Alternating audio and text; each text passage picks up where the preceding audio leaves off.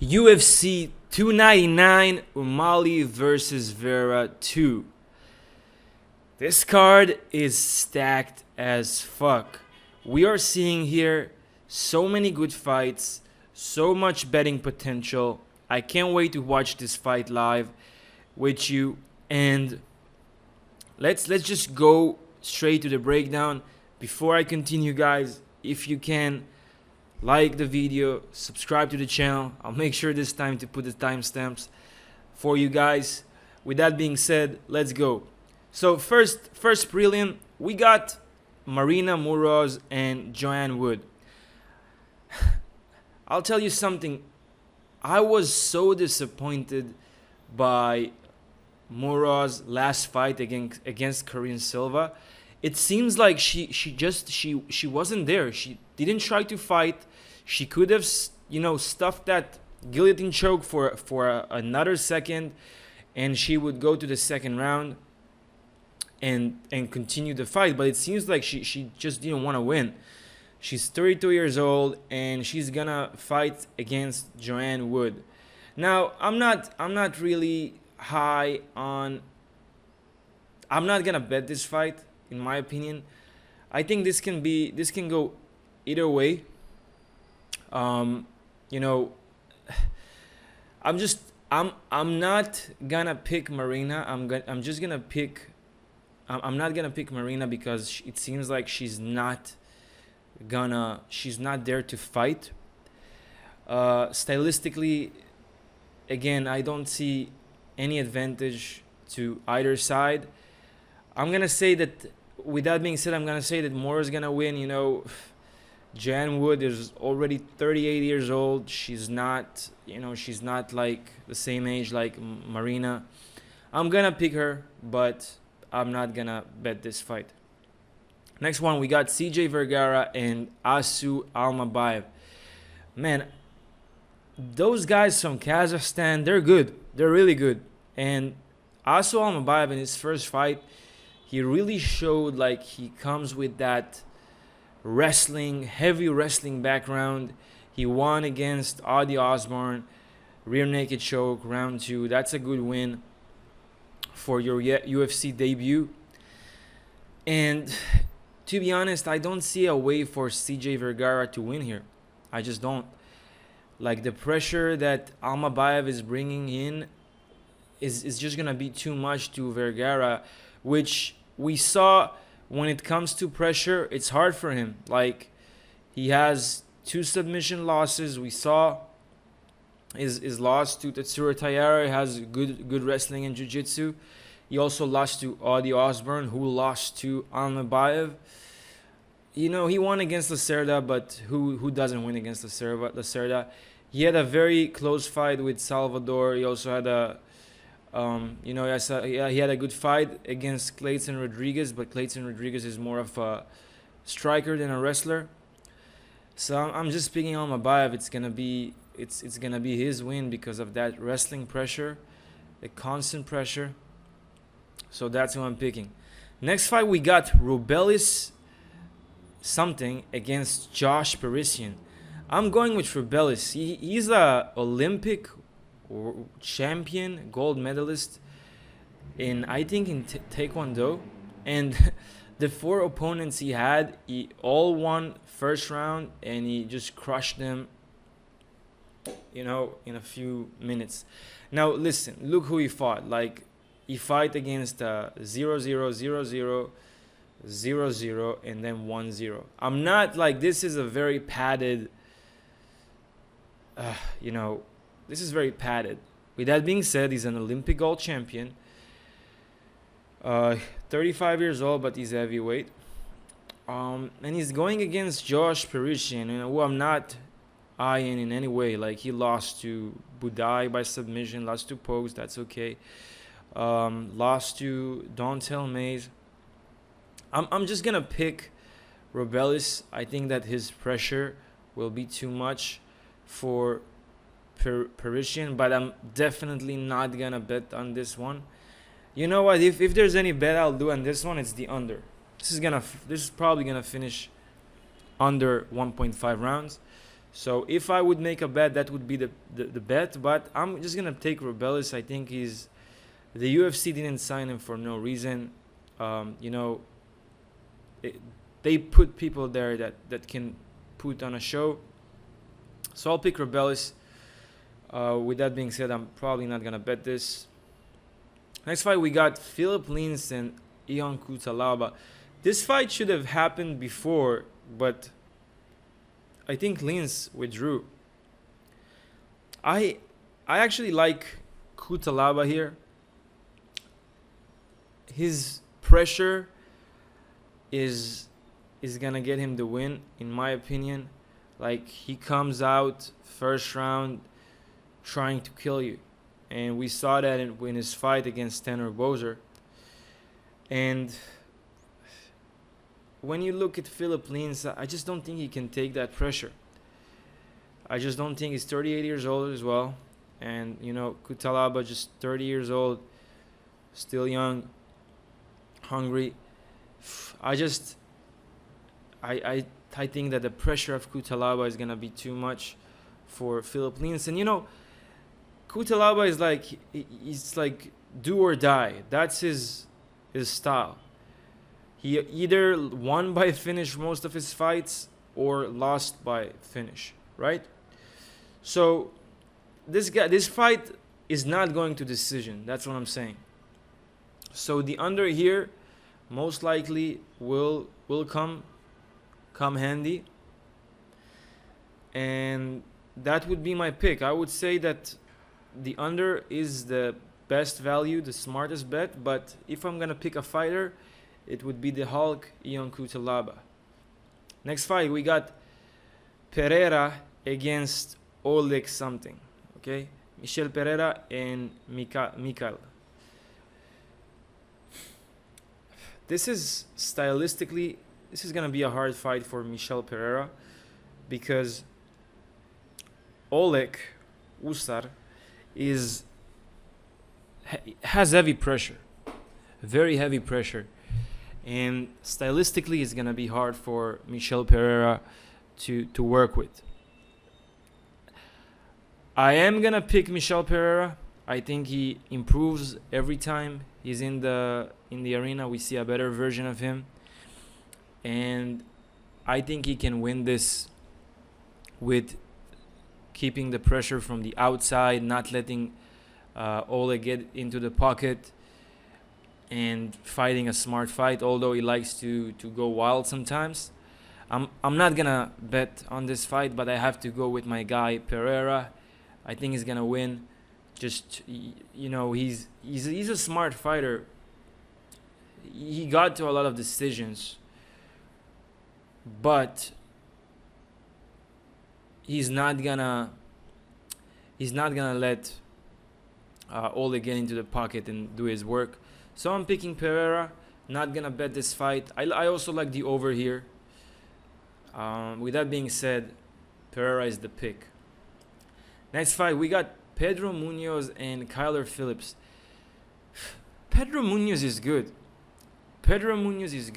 And Kyler Phillips is also very good. I feel like Pedro Munhoz is being disrespected here when it comes to at least the odds. He had a good fight against Marlon Vera. It was a very competitive fight. I thought he would lose by split decision, but he lost unanimous decision. He won against Chris Gutierrez, which is obviously, that's very good. He was never finished. Okay, that's one thing. He's a savvy veteran. He was never finished, but he's 37. You know, he's not the young Punisher anymore. And Phillips, man, he's so slick everywhere with his striking, with his jiu-jitsu. He's really good. He had a good win against Barcelos. He won a triangle armbar against Marcelo Rojo, and he lost to Paiva. But the value you get for Phillips here, I don't think it's worth the bet in terms of fight odds. I don't know, man. Munhoz is dangerous. I'm gonna say both were never finished. Both are high level. I'm saying the over is a very good bet here. Probably the odds are not that good. Let me check what are the odds real quick. Okay, so you can see that it's 138 for Phillips and 3.23 for Munhoz. The value is on Pedro Munhoz. He can definitely win here. With that being said, I'm gonna say that Phillips gonna win, but the value is definitely on Munhoz. It's gonna be a tough fight. If Phillips wins, he's gonna win by decision. Same with Munhoz. Next fight, we got Rafael dos Anjos, RDA against Gamrot. Listen, RDA is way past his prime. He won't be able to withstand the pressure, the wrestling pressure of Gamrot. Gamrot is just going to be too much for him. He can even knock him out. He had a good fight against Vicente Luque, but you could see that, age takes a toll. He's almost 40 years old. Like, I respect him for fighting this long and being active, but Gamrot, he's too much. Gamrot is definitely a future contender. He had good wins. He won against Fiziv. Okay, he injured his leg. He won against Sarukian. And he was never finished as well. So I just don't see a way for Dos Anjos to win. Obviously, the odds will show that. If we look at the odds for Mr. Rafael Dos Anjos, where is he? Somewhere here, 4.3 to 125. Yeah, I'm picking the Gamrot to win, but this can go over. I like the over here, especially 3 rounds. This can go to over 2.5. Next fight, we got Maycee Barber against Katlyn Cerminara. I like Barber here, to be honest. I think she's the better fighter. She keeps proving her competition wrong.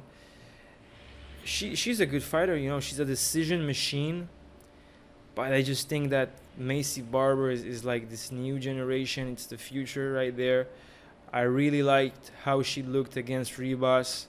Knocked her out like round and pound. The second round, she won. Okay, against Andrea Lee, doesn't age well. The split decision, it's gonna be a hard fight. I'm not saying I'm not like fully on Maycee Barber.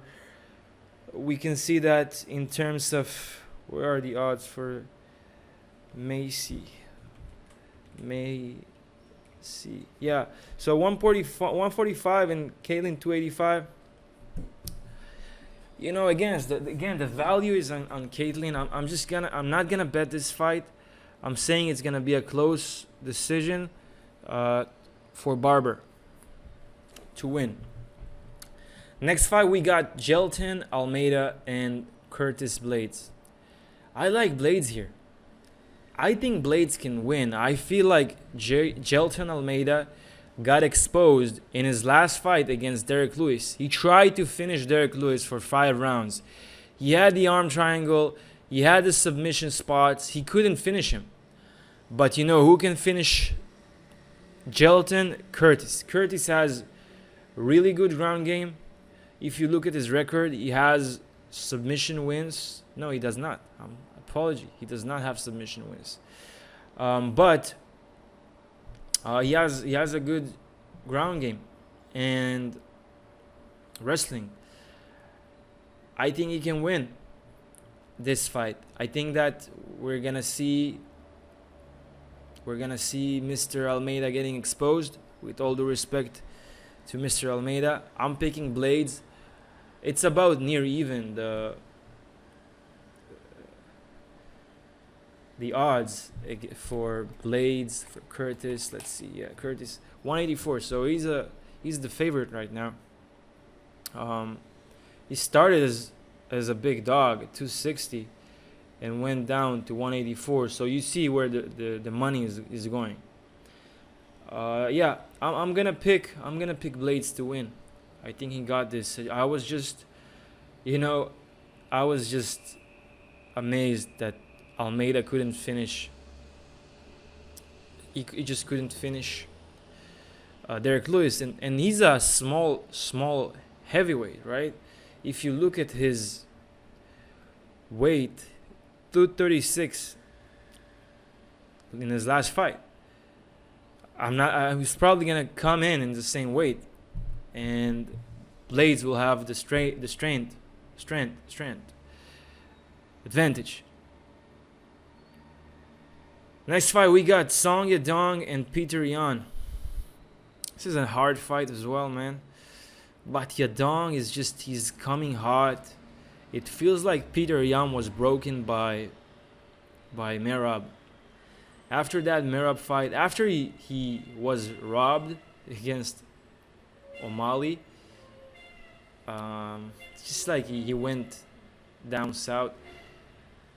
And Yadong, man, he looks good. He looked good against Simon, against Gutierrez. Really good wrestling.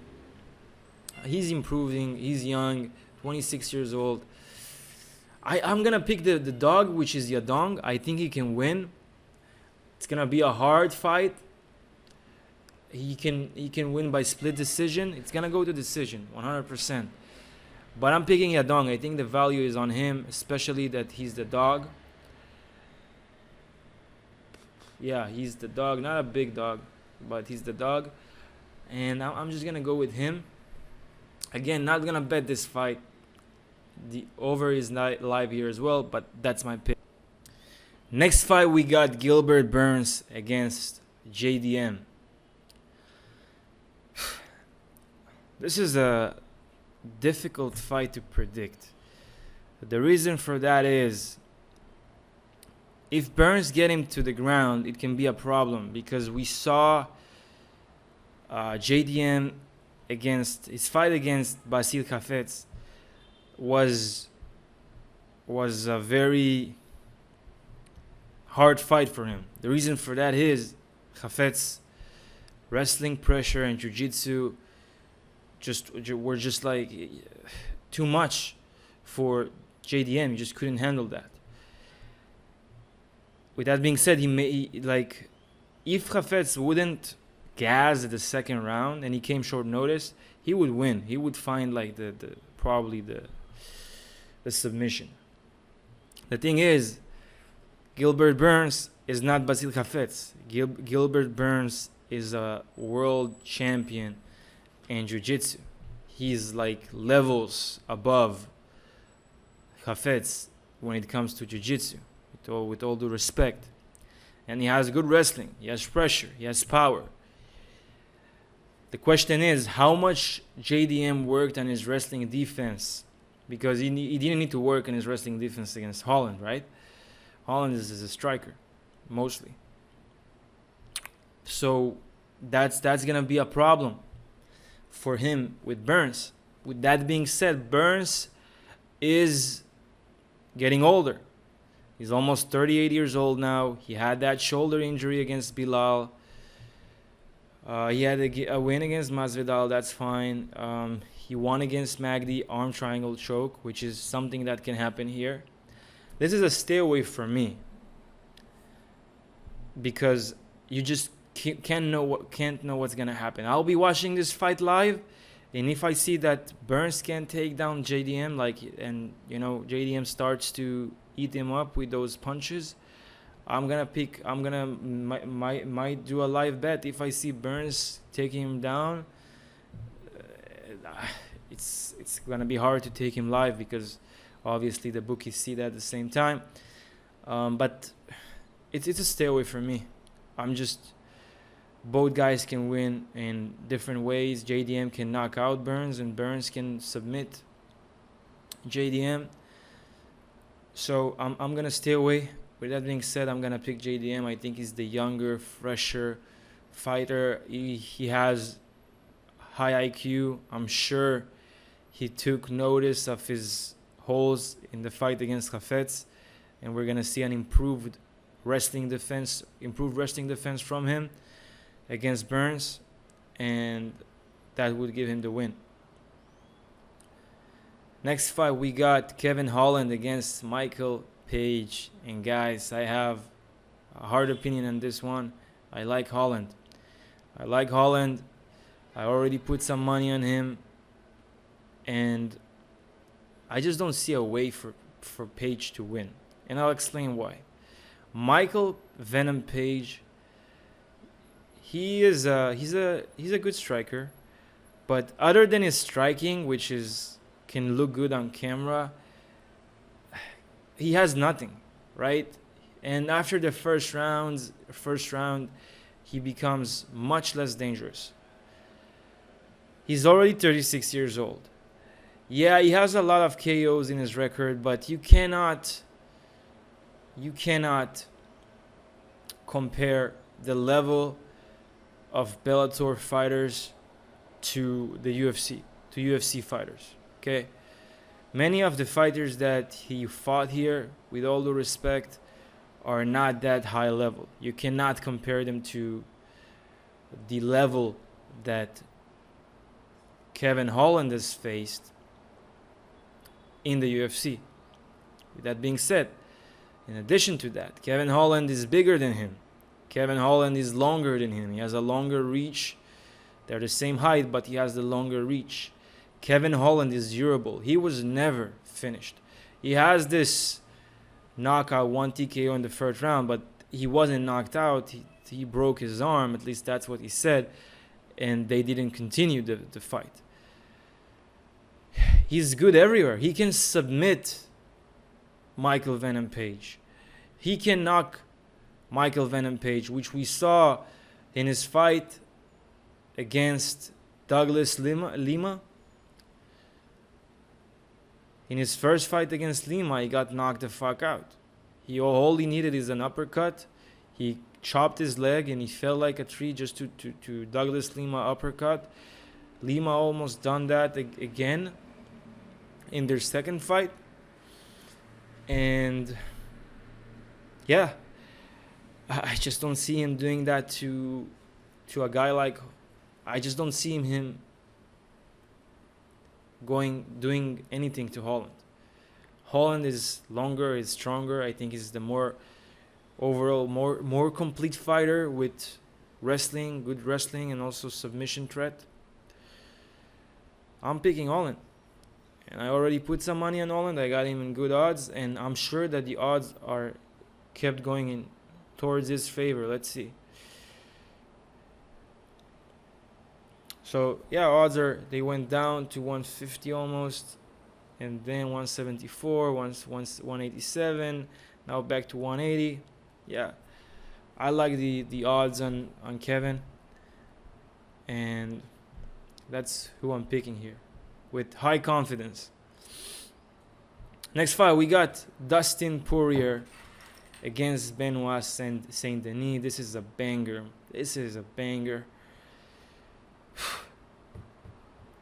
I'll be honest. I like Benoit here. He's something else. Like his fight against Frivola, he was like a fucking demon. He just came out there and non-stop pressure. He's a very, very complete fighter. He has good wrestling. He has good jiu-jitsu. He hits hard. He can finish you in any second of any round. We saw that in his fight against Thiago Moises. We saw it in his fight against Bonfim. We saw it in his fight against Miranda. He's just a finisher. And he's coming there to take your head off. And Dustin Poirier obviously is one of the best fighters in his weight class.